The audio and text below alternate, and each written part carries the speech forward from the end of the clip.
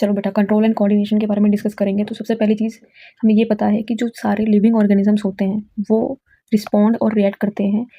किस चीज़ पे रिस्पॉन्ड और रिएक्ट करते हैं? जो भी चेंजेस आते हैं एनवायरनमेंट में, ठीक है, हमारे आसपास के एनवायरनमेंट में जो भी चेंज आते हैं उसके हिसाब से ही हम लोग रिस्पॉन्ड और रिएक्ट करते हैं। अब जो भी चेंजेस हमारे एनवायरनमेंट में आ रहे हैं जिसकी वजह से रिस्पॉन्ड और रिएक्ट कर रहे हैं हम लोग, तो उनको हम लोग कहते हैं स्टिमुलाई।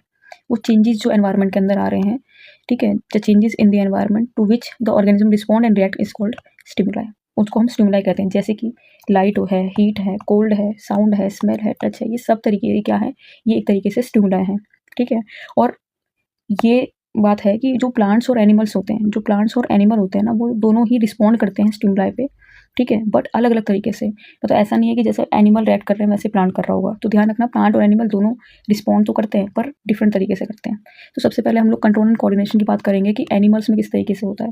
तो जो भी कंट्रोल एंड कोऑर्डिनेशन एनिमल्स के अंदर होता है वो मेनली दो मेन सिस्टम्स की वजह से होता है। एक हमारा नर्वस सिस्टम और एक हमारा एंडोक्राइन सिस्टम। तो सबसे पहले हम लोग नर्वस सिस्टम के बारे में ही समझेंगे इसमें कि नर्वस सिस्टम में क्या चीज़ें आती हैं। तो जो भी कंट्रोल एंड कोऑर्डिनेशन जो होता है, ठीक है, वो नर्वस टिश्यू और मस्कुलर टिश्यू से होता है यहाँ पर, ठीक है। जो भी कंट्रोल एंड कोऑर्डिनेशन यहाँ हो रहा है वो किसकी वजह से हो रहा है? वो हो रहा है नर्वस और मस्कुलर टिश्यू की वजह से।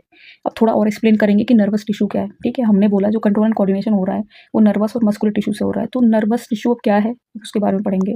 तो देखो, नर्वस टिश्यू जो होता है वो बनता किससे है? वो एक ऑर्गेनाइज्ड नेटवर्क से बनता है of nerve cells. Nerve cells जो होती हैं, आप बोलो नेटवर्क मतलब वो एक साथ बहुत सारी इकट्ठा है, तो आप बोलो नर्व जो ऑर्गेनाइज नेटवर्क होता है नर्व सेल का, उसको हम लोग न्यूरॉन कहते हैं। और न्यूरॉन जो होते हैं वो बहुत अच्छे तरीके से स्पेशलाइज्ड होते हैं। किस चीज़ के लिए स्पेशलाइज होते हैं? क्योंकि उनको क्या करना होता है? कंडक्ट करना होता है इंफॉर्मेशन को, ठीक है। और किसके थ्रू? विया इलेक्ट्रिकल इम्पल्स, ठीक है। अब ध्यान रखना, नर्वस टिश्यू जो है वो बहुत सारे न्यूरॉन से बनता है। और जो न्यूरॉन है वो स्पेशलाइज होते हैं किस चीज़ में? कंडक्टिंग इंफॉर्मेशन में, इंफॉर्मेशन को कंडक्ट करने में।